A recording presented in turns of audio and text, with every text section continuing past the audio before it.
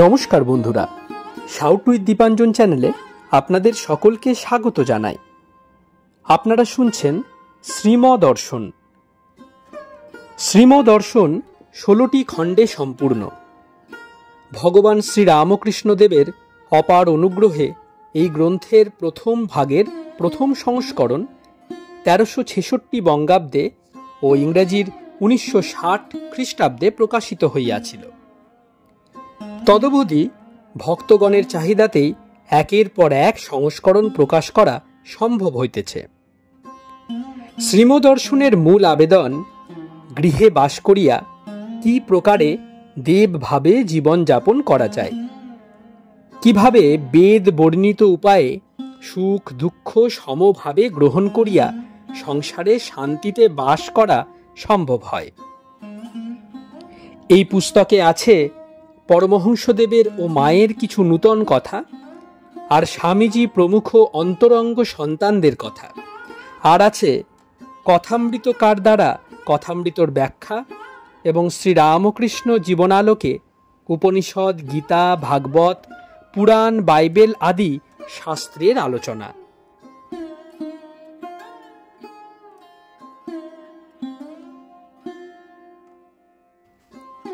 আপনারা শুনছেন স্বামী নিত্যাত্মানন্দ বিরচিত শ্রীমদর্শন।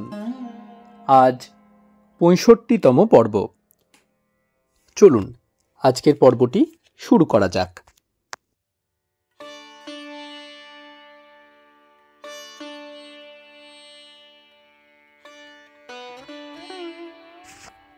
দুই, মর্টনের দ্বিতল। একটি ভক্ত আসিয়া দেখিলেন শ্রীম পশ্চিম দিকে হলঘরে বসিয়া ধ্যান করিতেছেন পূর্বাশ্ব। পাশে সুধীর ও যোগেন। এখন সন্ধ্যা 6:15। খানিক ধ্যানের পর শ্রীম গান গাহিতেছেন। আজ বিশ্বকর্মা পুজো।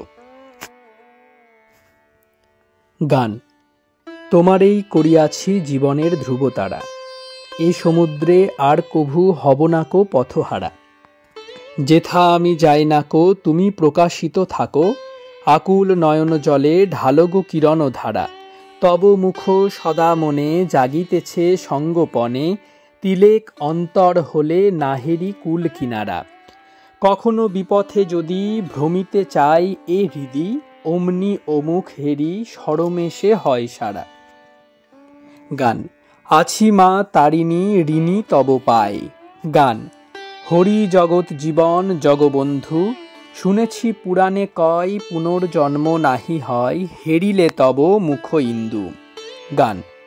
শ্রীহরি কাণ্ডারি যেমন আর কি তেমন আছে নে, পার করেন দিনজনে অভয় চরণ তরি দিয়ে। তরণীর এমনই গুণ নাইকো হাল তার নাইকো গুণ, চলে সে আপনি তরি অধম তারণ চরণ পেয়ে। শ্রী শ্রী রামকৃষ্ণ পুঁথি, পৃষ্ঠা 390। বড়জিতেন গৃহে প্রবেশ করিলেন। সঙ্গে সঙ্গে অমৃত, চ্যাটার্জি ও শুক্লাল আসিলেন। তারপর ডাক্তার ও বিনয় আর ছোট নলিনী আসিলেন। শ্রীম আবার গাহিতেছেন। গান। গৌর প্রেমের ঢেউ লেগেছে গায়, তার হিল্লোলে পাষণ্ড দলন এ ব্রহ্মাণ্ড তলিয়ে যায়। মনে করি ডুবে তলিয়ে রই, গৌর চাঁদের প্রেম কুমিরে গিলেছে গোসই। এমন ব্যথার ব্যথি কে আর আছে, হাত ধরে টেনে তোলায়। কথামৃত দ্বিতীয়, ষোড়শ খণ্ড, প্রথম পরিচ্ছেদ। শ্রীমর শরীর আজ তেমন ভালো নেই। পিঠের ব্যথা, কথা কহিতে কষ্ট হয়। তাই তাঁর ইচ্ছায় ভাগবত পাঠ হইতেছে। সত্য রজ তম গুণের কথা শ্রীকৃষ্ণ উদ্ধবকে বলিতেছেন। শ্রীকৃষ্ণ। হে পুরুষবর উদ্ধব, সত্যগুণের বৃত্তি এইগুলি: সম, দম, তিতিক্ষা, বিবেক, সধর্ম নিষ্ঠা, সত্য, দয়া, পূর্বাপর স্মৃতি, যথালব্ধ বস্তুতে সন্তোষ, দান, বৈরাগ্য, আস্তিক্য, অনুচিত কার্যে লজ্জা, সারল্য, বিনয় ও আত্মরতি প্রভৃতি। রজগুণের বৃত্তি এইগুলি: ইচ্ছা, চেষ্টা, দর্প, লব্ধ বস্তুতে অসন্তোষ, গর্ব, ধনাধি কামনায় দেবতার নিকট প্রার্থনা, ভেদ বুদ্ধি, বিষয়ভোগ, মত্ততা প্রযুক্ত যুদ্ধাভিনিবেশ ও স্তুতিপ্রিয়তা, উপহাস, প্রভাব বিস্তার ও বধ চেষ্টা প্রভৃতি। তমগুণের এই কার্য অসহিষ্ণুতা, ব্যয়বিমুখতা, অশাস্ত্রীয় কথা, হিংসা, প্রার্থনা, ধর্মধ্বজিতা, শ্রম, কলহ, অনুশোচনা, ভ্রম, দুঃখ, দৈন্য, তন্দ্রা, আশা, ভয় ও উদ্যমহীনতা প্রভৃতি। শ্রীম ভক্তদের প্রতি বেশ সব কথা যেন গীতার 3 গুণের কমেন্ট্রি। যারা ভগবানকে চায় তাদের এসব মুখস্থ রাখা উচিত। তখন নিজের সঙ্গে মেলানো যায় আমি কোথায় রয়েছি, হোয়ার ডু আই স্ট্যান্ড। লম্বা লম্বা কথা কেবল মুখে বললে কি হবে, হাতে আনতে হবে। এসবের সঙ্গে মিলিয়ে নিলে দেখতে পাবে ভিতর সব ফাঁকা, অসারে পূর্ণ। যেতে হবে সকলকে ভগবানের কাছে নিশ্চয়ই, কিন্তু এখন কোথায় আমি রয়েছি এটা জানা না থাকলে কি করে বোঝা যাবে কতটা বাকি। তখন চেষ্টা ও প্রার্থনা একসঙ্গে করতে হয়। তিনি কৃপা করে তখন সহায় হন। এই 3 গুণেই মানুষ বদ্ধ হয়। তবে তম থেকে রজ ভালো, রজ থেকে সত্য ভালো। ভগবান বলছেন ভক্তিযোগ অবলম্বন করলে, মতপরায়ণ হলে এই গুণ ত্রয়কে জয় করা যায়, ত্রিগুণাতীত হওয়া যায়। উহাই মুক্তি। বড় জিতেন, পিঠে ব্যথাটা কেন হচ্ছে? শ্রীম সহাস্যে, এ আর কি ব্যথা, ওল্ড ম্যান যে, বার্ধক্যে কত বিঘ্ন, কিন্তু তার বাড়া ব্যথাও সামনে আছে। শুক্লাল এই ব্যথার জন্য 1 শিশি অয়েল গলথেরিয়া আনিয়াছেন। কিছুকাল ডাক্তার ইহার উপকারিতা সম্বন্ধে কথা কহিলেন। শ্রীম পুনরায় কথা কহিতেছেন, এবার আত্মচরিত।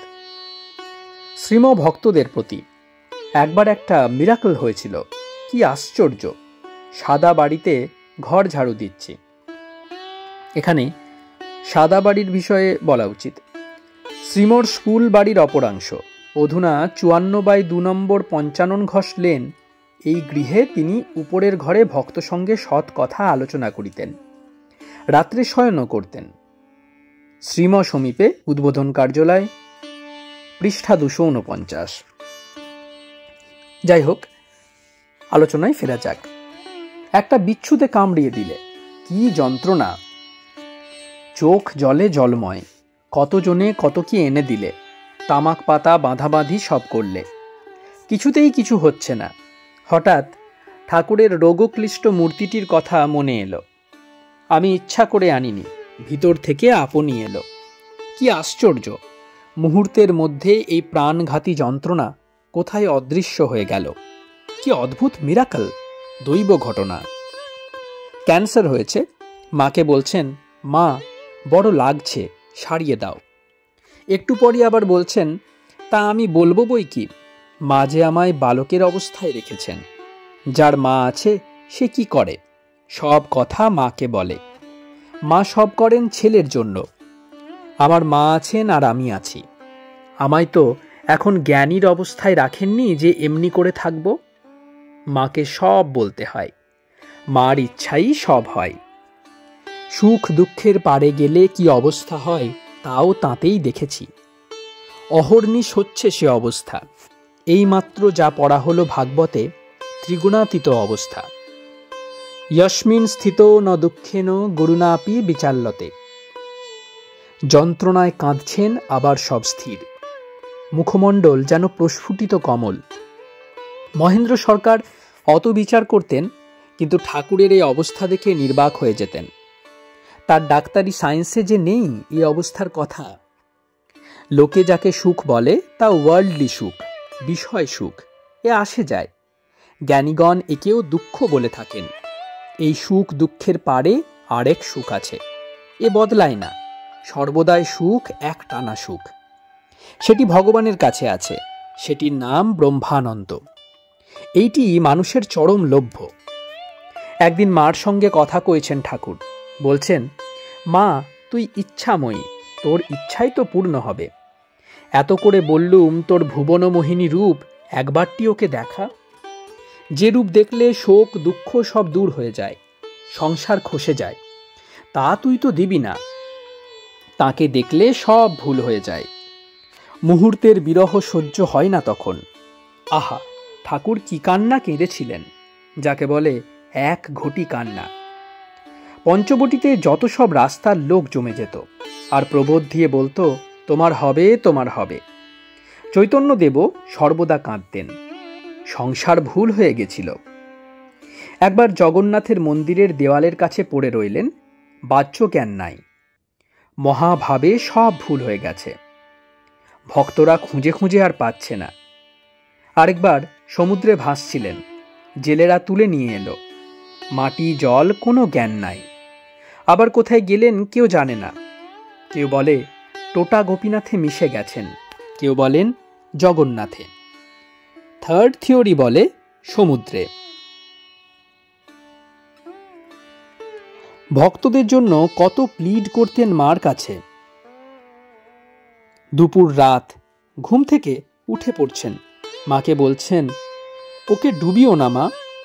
একটি ভক্তকে শ্বশুর বাড়ি পাঠিয়ে দিয়েছেন, পাছে স্ত্রী সঙ্গ হয় তাই কল টিপছেন। আরেকটি ভক্তের জন্য বলছেন, এ বড় সরল, চুপ করে বসে থাকে, এত করে বলছি তোমায়, একে টেনে নাও মা। শ্রীম বড় জিতেনের প্রতি।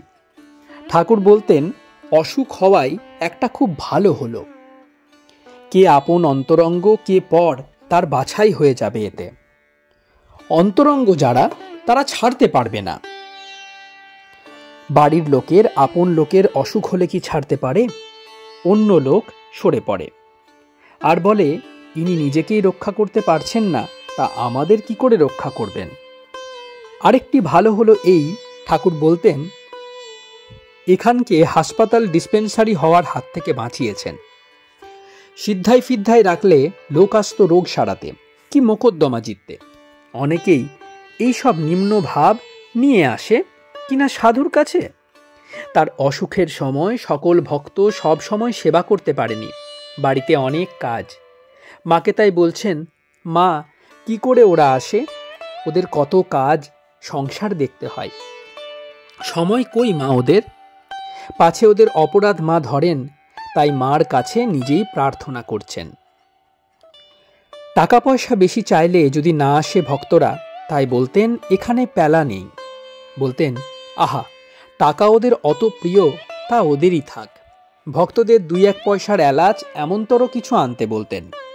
যাদের পয়সা নেই তাদের আবার যাতায়াতের গাড়ি ভাড়া দিতে বলতেন। যাদের পয়সা আছে এমনতর ভক্তদের, বলরামবাবু টাবুদের, বলতেন, হ্যাঁ তুমি এর গাড়ির ভাড়াটা দিও। ভক্ত না হলে থাকতে পারেন না, তাই তাদের জন্য ব্যাকুল হতেন। কিন্তু কোনো জোর নেই ওখানে। কখনো হেসে হেসে বলতেন, একখানে যাত্রা হয়েছিল, তাতে প্যালা নেই, সব ফুরনো, তাই লোকে লোকারণ্য। একবার পঞ্চবটিতে একটি হঠযোগী সাধু এসেছিলেন, আফিং খাই। রোজ তার 1.5 না কত দুধ লাগে। রাখালকে বলেছিলেন আফিং ও দুধের টাকা জোগাড় করে দিতে। রাখাল বলেছিল, ভক্তরা এলে বলবে। ঠাকুরের ঘরে সব ভক্ত এসে বসেছেন। হঠযোগী এলো খড়ম পায়ে চটর চটর করে। রাখালকে ওই কথা জিজ্ঞাসা করতেই ঠাকুর রাখালের হয়ে ভক্তদের বললেন, তোমরা কিছু দেবে, তা তোমরা বুঝি দাও না, কই কেউ যে কিছু বলে না। ভক্তদের উপর প্রেস না হয়, অর্থাৎ পীড়ন না হয়, তাই কি সুন্দরভাবে কথাটি বললেন। আর মিত্র আমাদের পাড়ার লোক প্রয়াগে কুম্ভ মেলায় গেছিলেন। এসে ঠাকুরের সঙ্গে দেখা করতে গেছেন। ঠাকুর জিজ্ঞেস করলেন, কেমন দেখলে সব? উনি বললেন, বেশ, কিন্তু সাধুরা অনেক পয়সা নেয়। ঠাকুর বললেন, পয়সা নেয় তুমি এটি শুধু দেখলে? তাদের ভালো কিছু দেখতে পেলে না? পয়সা না হলে খায় কি ওরা? বাইরে তীর্থ ভ্রমণে গেলে কোথায় কি অসুবিধা সুবিধা এসব কথা হচ্ছে। শ্রীম ভক্তদের প্রতি। তীর্থে থাকলে বেশ, আগুন সর্বদা জ্বলছে সেখানে, পোহালেই হলো। অন্যখানে আগুন করে নিতে হয়। বৈদ্যনাথ, পুরী কাছের মধ্যে এসব স্থান ভালো। পুরীতে এর উপরও একটা মস্ত সুবিধা আছে, সেখানে রাঁধতে হয় না। কিনে খাও, প্রসাদ কিনতে পাওয়া যায়। রান্নাবান্না করতে গেলে সবটা সময় এতেই চলে যায়, ঈশ্বর চিন্তার সময় কমে যায়। পুরীতে সখীচরণ দুবার ডেকেছেন, উনি জগন্নাথের ম্যানেজার। উনি ডেকেছেন তার মানে জগন্নাথই ডেকেছেন।